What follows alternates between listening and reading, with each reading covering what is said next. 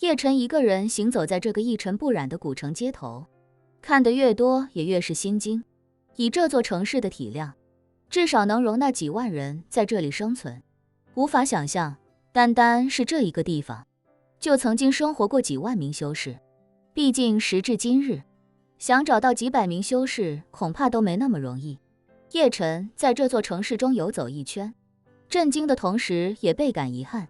因为除了那个完全不可能拿走的丹炉之外，这里根本没有吴柏林以为的取之不尽的修炼资源。没有丹药，没有法器，没有功法，除了城市中蕴含的灵气之外，再找不到什么有助于修炼的东西。叶晨不禁疑惑，这里的修士有那么强大的修为，为什么没有留下任何可供修炼的资源？难道是离开的时候全都带走了？可是似乎也不合理，这么庞大的城市以及维持城市运转的灵气，早就超过了个人使用的那点物资。他们没带走这座城市，没撤掉这座城市的阵法，又何必在乎那点个人物资？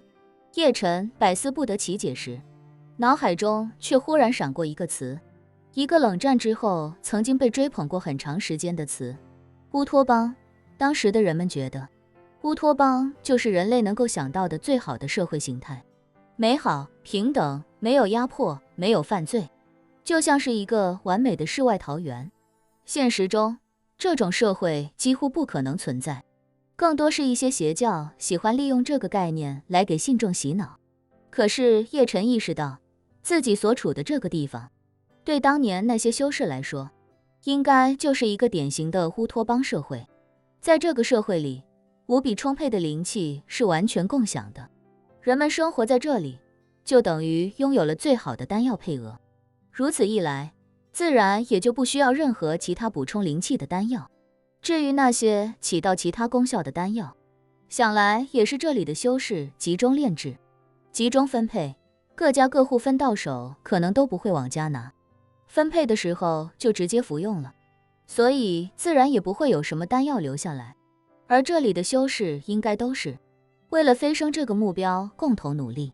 他们既然都能组建一个这样的社会，想来也一定能做到修炼资源的共享。这样一来，哪还需要自己私藏什么功法？至于法器就更不用说了，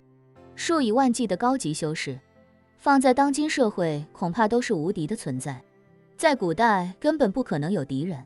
更何况是在寸草不生的南极。这里除了企鹅之外，也很难见到其他生物。对修士来说，危险性无限趋近于零。只要他们内部能够达到乌托邦那样的境界，外部没敌人，内部没矛盾，法器自然也就成了最无用的东西。甚至这里的管理者很可能都会颁布法令，禁止私人拥有攻击性法器，进一步杜绝内部出现问题。叶晨越分析越觉得应该就是这么回事儿，所以也就从心里彻底断了能在这里找到修炼资源的念想。随后叶晨来到一处道观门外，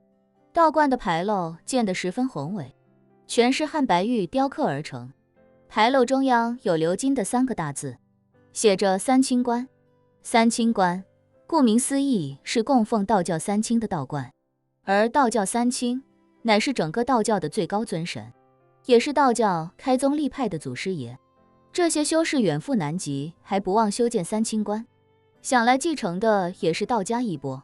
但这也让叶晨心生疑惑，四方宝幢和大雁塔是玄奘法师和道门修士共同建造，自己在极光之下得到的则是大日如来手印的传承。佛道两门似乎在这件事上有着很深的交融，只是他现在还搞不清楚佛道两门在修仙这件事上到底有哪些相似之处。叶晨来到三清殿，这里矗立着3座栩栩如生的雕塑，分别是玉清元始天尊、太清道德天尊以及上清灵宝天尊。他也进过不少道观庙宇，但从未见过哪座雕塑能够有如此完美的真实感。那五官、肢体、神态看起来与比真人还真，而且威严之中还透着几分亲和，就好像3位仙尊正站在自己面前微笑审视自己一般。虽说叶晨还没弄清楚佛道两门在修行上的关系，但他个人更倾向自己是得了道门传承，所以心中也将道教三清视为自己的祖师爷，于是便在退出三清殿前，再依次在3位天尊的塑像前虔诚下跪，磕了3个头。不过，就在他起身准备离开三清殿的时候，他的脚下忽然出现一个闪着金色流光，写了诸多符篆铭文的圆圈，那圆圈就在他的脚下闪烁，金光将他身体也照出一片金色，而那金光越来越盛，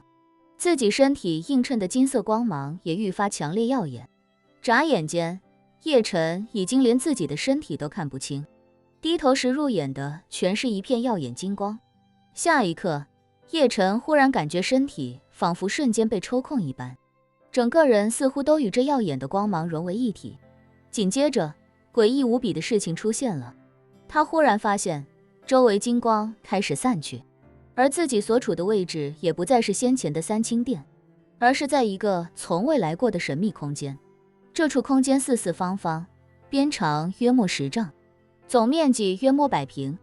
房间从地板到房梁再到房顶全是木质结构，从木质的窗户看出去，可以看到光滑平行的石壁。叶晨惊讶不已，来到窗前向外一看，才发现自己不知为何会忽然出现在那座四方宝塔的内部。更吊诡的是，往下看，似乎自己处在很高的位置，往上看，似乎又没处在最顶层，而往内看，这一层是完全封闭的独立结构，根本就没有上下通行的楼梯。就在叶晨疑惑自己为什么会忽然到这里来的时候，屋子里的木头拼接而成的地板忽然变了模样，在近100平米的平整地面出现了一个闪着金光的完整的罗盘图案。与看风水的罗盘不同，这个罗盘图案的正中央，以及坎、艮、震、巽、离、坤、兑、乾这8个方向上，竟然都有一个与刚才自己在三清殿看到一般无二的光圈。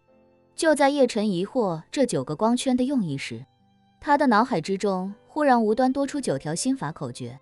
神奇的是，他本能知道这9条心法口诀对应的便是这9个光圈，每一个光圈的开启都需要在心中默念对应的口诀才能发动。他知道这9条心法口诀一定是此地给自己的某种启示。为了印证自己的猜测，他迈步来到罗盘的正中央，站在罗盘中央的光圈，叶晨心中默念对应的心法口诀，紧接着光圈迸发出更加耀眼强烈的光芒，并开始缓缓旋转。如刚才那般，光芒强到完全看不清自己身体轮廓的时候，叶晨再一次有了那种仿佛被瞬间抽空的感觉。下一秒，当他在睁眼时，周围不再是那个地处南极的地下城市，而是一个从未来过的山洞之中。山洞可以看得出是人为在岩石之中切削出来，平整度与那地下城市一样，光滑如镜面一般。整个山洞空无一物，唯有脚下那个闪着流光的光圈。叶晨心中惊骇不已，万没想到那光圈的作用竟然是传送。显然9个光圈对应9个不同的位置，只是不知道这中间光圈传送的究竟是什么地方。而且来时的光圈一共有9个，而这里的光圈只有1个。他心中猜测，四方宝塔中罗盘上的9个光圈对应的应该就是9个不同的地点，而这9个不同地点之间是不相通的，它们只能传送到四方宝塔内。换句话说，四方宝塔是枢纽，呈放射性与9个点单独连接，它可以让人瞬间传送到这9个点中的任意一个。但如果想从9个点中的一个到9个点中的另一个，就必须先传送到四方宝塔。叶晨心中无比振奋，如果弄清楚这9个点分别通向什么地方，那自己岂不等于拥有了瞬间前往这9个地方以及地下城市的通道？那地下城市中灵气极其充沛，若是华夏境内能有一个传送点，自己将来补充灵气就会轻松太多太多。一想到这，他便迫不及待想要弄清楚此时此刻自己到底身在何方。